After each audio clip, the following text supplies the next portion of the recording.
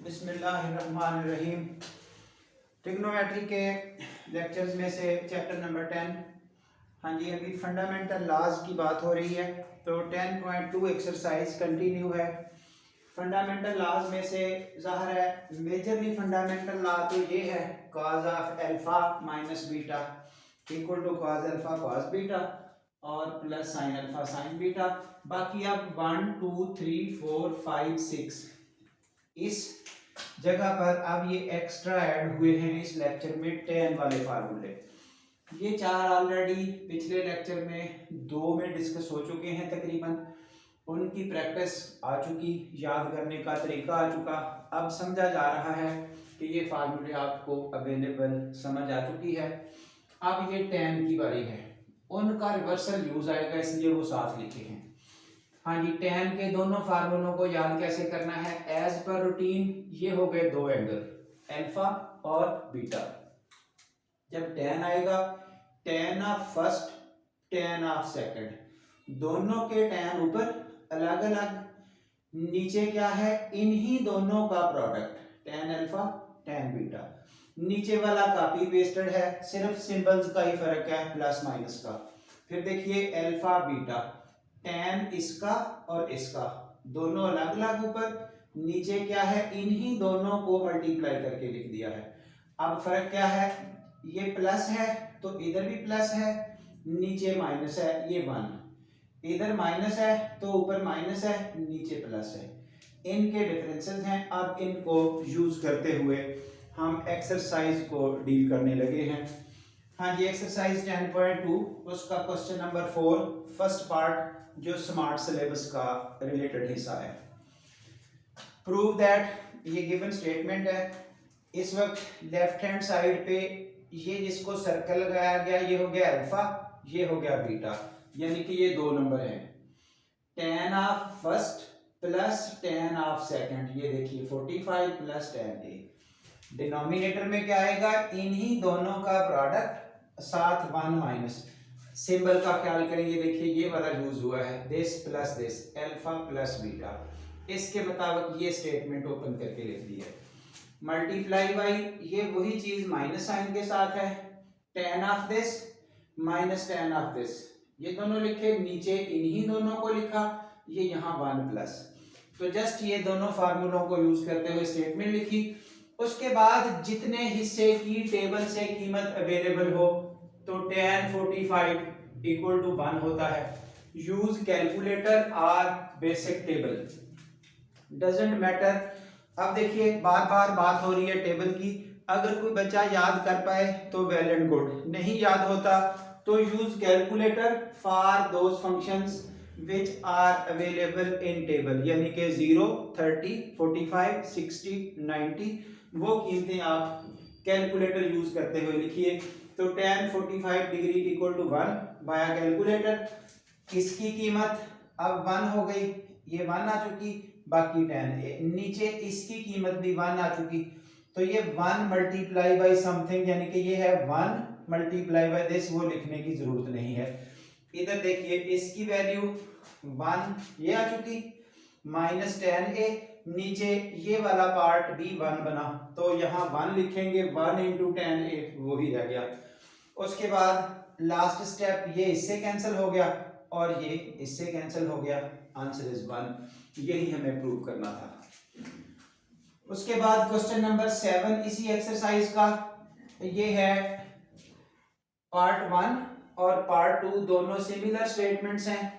इन दोनों similar statements को हल करने से पहले हम ये जरा टैम का मजीद प्रैक्टिस कर लें फॉर क्वेश्चन नंबर 11। तो क्वेश्चन नंबर 11 है prove this statement, may be short may be long, ज़ाहिर है इस तरह की चीजें जितनी लेंथ वाइज आ सकती हैं। ये भी स्मार्ट सिलेबस का हिस्सा है।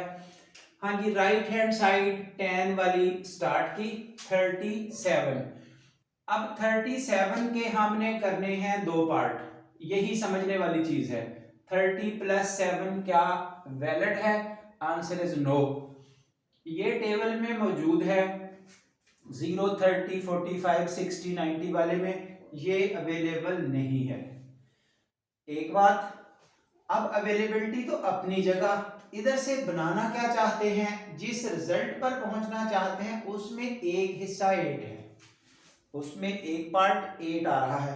तो इस 37 को इस तरह डिस्कस करें जिसमें एक पार्ट आ जाए आपका 8 और दूसरा पार्ट आ जाए आपका जो उस टेबल में अवेलेबल है। इसलिए 37 को यूं 45 माइनस 8 लिखा, ये 37 भी बन जाएगा, इसमें एक 8 इन्वॉल्व भी हो जाएगा जो आपको आंसर में चाहिए, और एक साथ वैल्यू आ जाएगी टेबल वाली। हाँ जी, 37 को लिखा 45 माइनस 8, उसके बाद ये फार्मूला ओपन किया, tan of this minus tan of this, इन दोनों का tan ऊपर आ गया, नीचे इन्हीं दोनों का tan है, ये सिंबल आपके सामने माइनस है तो माइनस नीचे plus, via these structures in दोनों को यूज कर रहे हैं, इनमें से जो भी यूज हो। हाँ जी, अब अगले स्टेप में ये tan 45 फिर से 1 हो गया, ये tan 45 भी 1 हो गया, जिसको हम यहाँ लिखने को खत्म कर देंगे, तो 1 minus tan 8, 1 plus tan 8। Answer चाहिए साइंस और कोसाइंस में, ये देखिए प्रूफ में साइन कॉस आ रहे हैं, इसलिए अब हम इस tan 8 को 8 बन चुका, साइन कॉस बनाने के लिए इसकी कन्वर्शन, यानी कि जो tan का फार्मूला होता है that is sine divided by cos, majorly ये है, यहाँ जितना एंगल इस्तेमाल होगा वो हर जगह एज इट इज आ जाएगा, तो इसको लिखा गया साइन 8 ओवर कॉस 8, इसको भी साइन 8 ओवर कॉस 8, बटे के ऊपर एलसीएम हो गया cos 8, जाहिर है इसके नीचे हो गया 1, अब ये cos 8 उसको मल्टीप्लाई करके ये आपके पास ऊपर वाली स्टेटमेंट आ चुकी सर्कल में, ये इसके अपोजिट, इसी तरह नीचे इसके नीचे 1 समझते हुए इसका एलसीएम भी cos 8, ये नीचे वाला सर्कल आ चुका इस स्टेटमेंट के अगेंस्ट, और उसके बाद ये cos 8 और cos 8 आपस में कैंसिल हो जाने हैं, बाकी आपका ये रही आउटपुट। ये cos 8 जो कैंसिल हो रहे हैं, ये अक्सर चीज बताई जा रही है 2 ओवर 5 ओवर 7 ओवर 9, फर्ज करें ऐसे है जिस तरह ये स्टेटमेंट लिखी हुई है, इसको हम यूं लिखते हैं 2 ओवर 5 मल्टीप्लाई बाई 9 ओवर 7, बटा उलट के लिखते होते हैं, से यहाँ भी 5 होता तो इस तरह से 5, ये 5 इस कैंसिल कर देगा, तो रिमेनिंग आंसर बचा 2/7। यानी कि इस तरह का जो स्टेप है दरमियान में कोई करना चाहे कर ले, नहीं तो यहीं पर कैंसिल कर दे इनको, तो 2/7।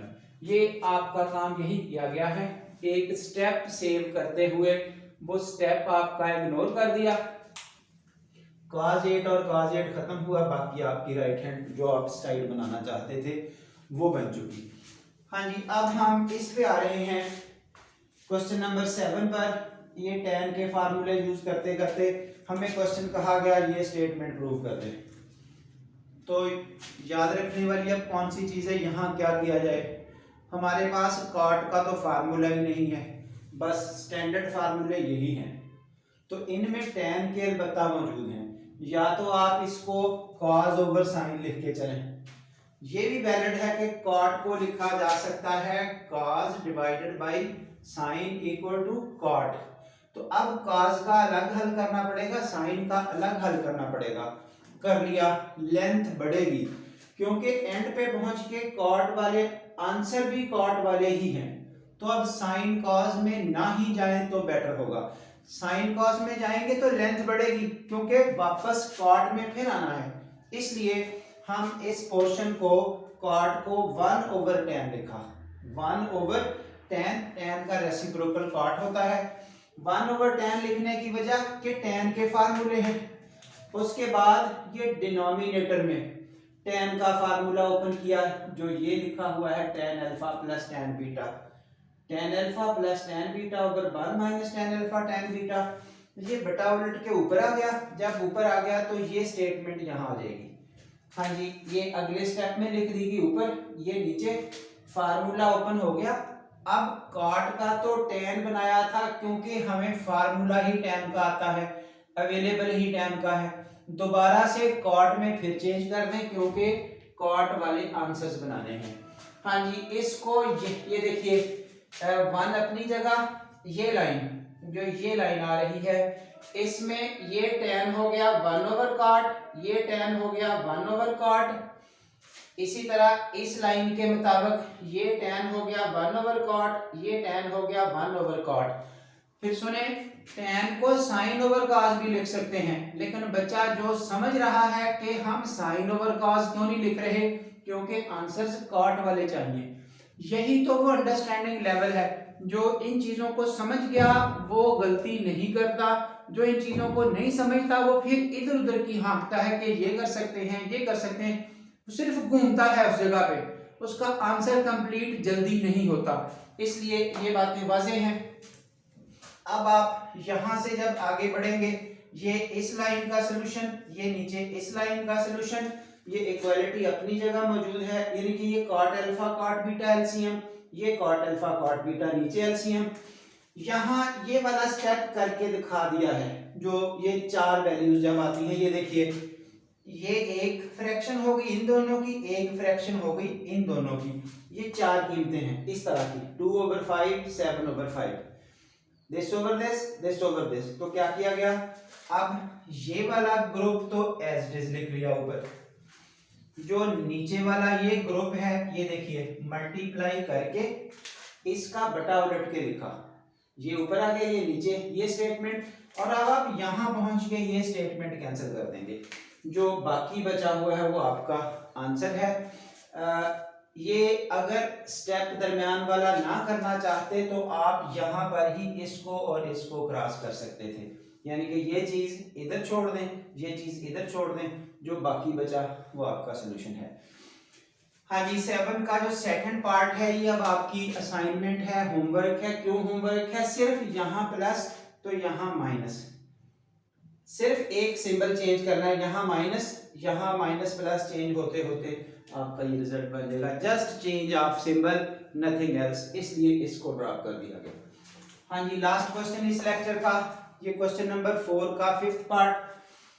इस चीज को इसके बराबर प्रूव करना है, तो अब आपकी ये वाली साइड लेके हम चल रहे हैं, ये जिसको सर्कल किया गया, क्योंकि आंसर साइन कॉस में है इसलिए tan को लिखा साइन ओवर कॉस, tan को लिखा साइन ओवर कॉस, नीचे भी tan को लिखा sine over cos, sine over cos, यानी कि अब इस तरह की स्ट्रक्चरिंग है। यहाँ पर ये वाला पोर्शन आपका यहाँ आ गया और ये वाला पोर्शन आपका यहाँ आ गया, इस तरह से दोनों को अलग अलग, थीटा में थीटा थीटा, फाई में फाई फाई, उसके बाद बटे के ऊपर एलसीएम, ये इस लाइन का सलूशन, ये नीचे इस लाइन का सलूशन, ये आपके पास मेजर लाइन है ये वाली। हाँ जी, एलसीएम ये उससे मल्टीप्लाई हुआ, ये एलसीएम इससे मल्टीप्लाई हुआ, यहाँ पहुंच के फिर वही पोजीशन है, ये और ये कट गए, जो ये चार लाइनें बनती हैं, this over this, this over this, इसने ऊपर आना था। जो अभी बातें हो रही हैं कि ये दोनों क्रॉस हो गए। हाँ जी, अब बाकी क्या बचा, बटे के ऊपर बचा ये हिस्सा और बटे के नीचे बचा ये हिस्सा आपका, ये बाकी तो दोनों कट चुके। इन दोनों का रिवर्स यूज है, यहां से आपको जो ये वाली लाइन है इसका आंसर ये बन गया और ये लाइन है इसका आंसर ये बन गया। कैसे बना, ये देखिए, cos ऑफ दिस, जब दोनों cos हो दोनों साइन हो तो आंसर cos वाला, दोनों cos दोनों साइन आंसर cos वाला। ये सिंबल कैसे आते हैं, अगर इधर माइनस है तो इधर प्लस, इधर प्लस है तो इधर माइनस। ये देखिए cos theta cos phi, sin theta sin phi, दोनों cos दोनों sin, तो आंसर क्या आना था cos वाला। नीचे दोनों cos दोनों sin, आंसर क्या आना है cos वाला। ये जो थीटा फाई है, ऊपर थीटा प्लस फाई, नीचे थीटा माइनस फाई, क्यों, सिंबल्स के मुताबिक। जैसे इसको ओपन करेंगे ये बनेगा, इसको ओपन करेंगे ये बनेगा, यानी कि इधर वाली साइड अब मौजूद है, इधर रिवर्स इधर जाना है, ये उलट यूज है इनका। इस तरह से इनको इकट्ठा करके ये लिख दिया, इसको इकट्ठा करके ये लिख दिया, that is right hand side. इस तरह से अब रिवर्सल यूज भी आपको सीखना है। कुछ क्वेश्चंस के लिए ज़ाहिर है सब में तो नहीं आ रहा, जिसमें भी आ रहा है डायरेक्ट यूज और रिवर्स यूज, बहुत तरीके आपको आने चाहिए। ये आपका फंडामेंटल लॉज के रिलेटेड काम खत्म हुआ, अब इनकी फर्दर एप्लीकेशन आगे आएगी। यहाँ तक का काम closed. Thank you very much.